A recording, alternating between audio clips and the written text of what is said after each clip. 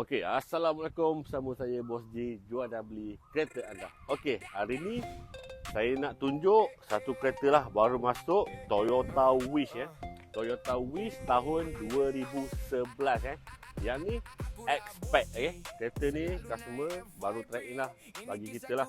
Kereta ni owner beli Recon first owner Recon dulu dia beli Recon Sekarang ni dia trade in, dah tak nak pakai kereta ni lah. Kereta ni engine, gearbox semua okey, tak ada masalah. Dalam semua kemas lah. Okey, jom kita tengok dalam.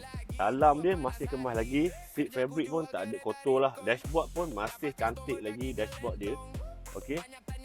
Belakang dia pun masih lagi bersih. Jagalah, owner memang jaga kereta lah.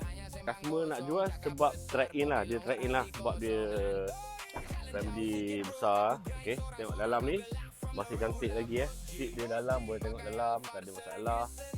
Alright, rim pun dia dah tukar kepada rim 17 inci. Okey, tayar pun masih cantik lagi.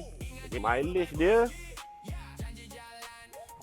ni pun mileage pun tak tinggi mana lah mileage dia Memang orang cakap kereta pun memang jagalah 164,000 sahaja servis pun ikut time.